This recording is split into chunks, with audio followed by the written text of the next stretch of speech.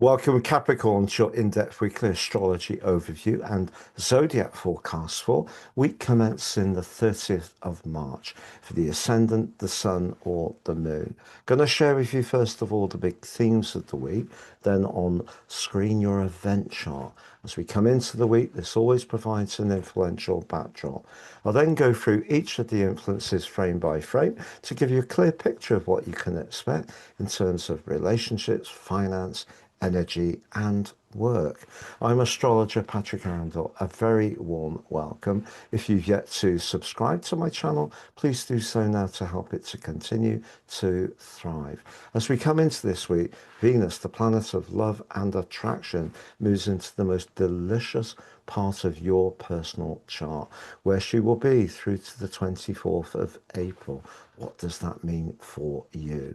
There is still a cluster of energy in the homey, more emotional dimension of your situation, including your ruler Saturn. But Saturn is forging a profound link to Pluto, the planet of change, as we come into this week. What's the significance?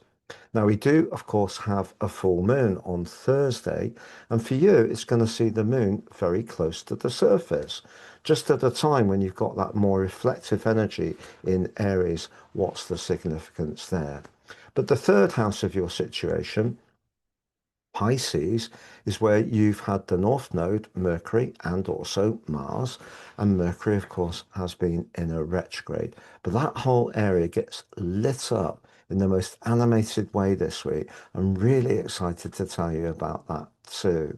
So on the screen, Capricorn, is your event chart. As ever, we need to look at the two luminaries. So there's the moon, initially in the sign of Virgo, which shares your earth triplicity, but it's in the ninth house. You may want to declutter that home space potentially with that energy. But the sun is at the end of decan 1. On Tuesday, it moves into the second 10 degrees of the sign of Aries. The sun is exalted in Aries, it loves to be there, but I think the sub-rulership of the sun itself is going to give you a desire to make your home space that much more enriching, whether it's in terms of the atmosphere, the physical space, or the people you're connecting to. But of course, we also do have Saturn in that area, suggesting over the next couple of years that you are going to need to work hard to get your abode exactly as you want it. But that link to Pluto at the start of this week gives you a healthy appreciation of what's really important. Pluto can be very deep, but of course can be about changes. The second house can be about our values. And maybe your emotional outlook is being transformed, but are you resisting some of the changes Pluto wants to bring? That could be a question for you to consider. But Venus moves later on Monday into the fifth house. Now, just to put it like this, the fifth house in Venus, particularly in her home sign of Taurus, can be both sensual, but also very gracious, charming, and really quite gorgeous. If you're wanting to connect to someone right through the next few weeks, it can be a very prestigious time for you to do so. Just be aware, however, that by the end of this week, Venus is going to square up with Pluto. So you might find in an existing relationship or with someone you're drawn towards, the pull could be very sensual. But the fifth house can also be about risk and speculation. And Uranus has been influencing that area for 7 years. And Venus can be about money.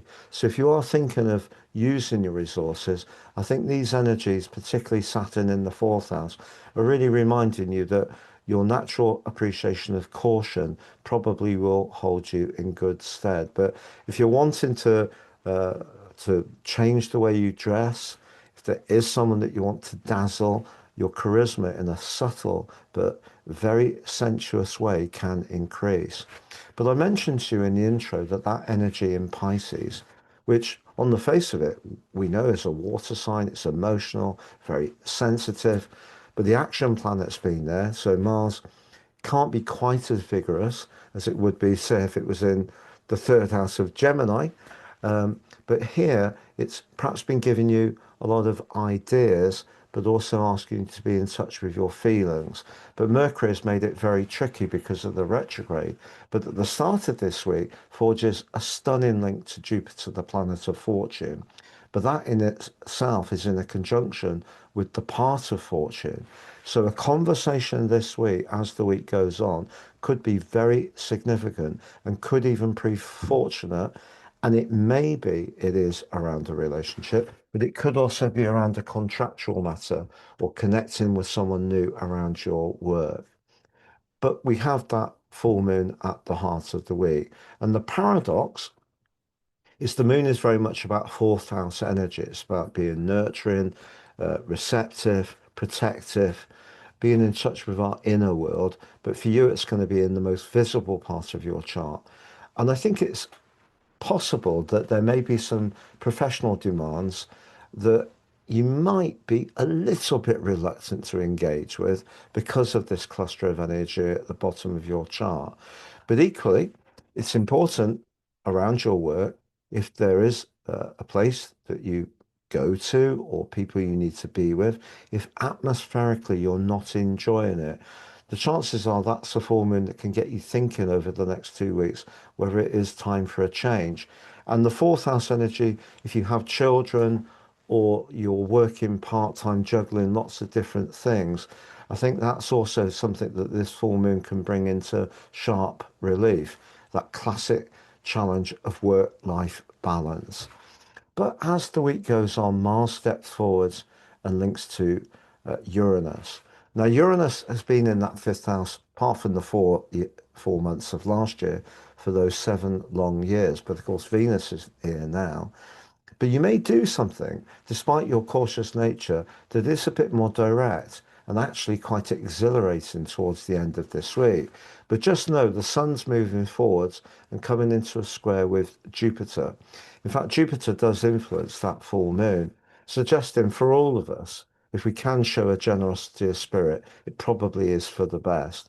But as the moon moves forwards, it's linking to Jupiter. So in a family situation, if someone asks you to do something, don't, if you can help it, get too caught up in trying to please them. You know, it's important to set your boundaries, but your enthusiasm could be quite strong at the end of the week and that generosity of spirit. Now, I'm going to recount those 4 areas of you of energy, work, finance, and relationships. But if you've yet to watch your April deep dive video, Capricorn, that's on the screen. If you've yet to watch your Saturn 29-year cycle video, on the screen. If you'd like to work with me directly, please see my testimonials below. It's a great part of what I do, and it's very humbling and lovely to work with people. Also, if you'd like to get your free daily horoscope fired to your device each morning, please see the link for that. Get your celestial pit stop early in the day. You can get my chart still at 50% off. Please see the link below. And now for that recap. So I think the collective in the sign of Aries for you, we know Aries is about action, but the fourth house can be about property in terms of where you live, the emotional dimension of it. And that is a very active area still. But this is a week when I think, despite you being asked to be very much in touch with your feelings and being passionate about them, that Aries vibe, there are opportunities to connect to others and your love or social situation could pick up. It's also possible you may invite someone or some people around to yours and play mine host. But when it comes to your innate financial situation, a contract could come in your direction to your advantage. I think Pluto's asking you to think about your value in a different way, and that can evolve. But there's a lot of sparkle to your chart this week, which I think can feed into your energy. But if you do have a lot of demands for children or older parents, do pace yourself, because that Saturn-Neptune conjunction is one that can be somewhat wearisome. It's been a pleasure being with you, Capricorn. All the best. Have a great week and take care.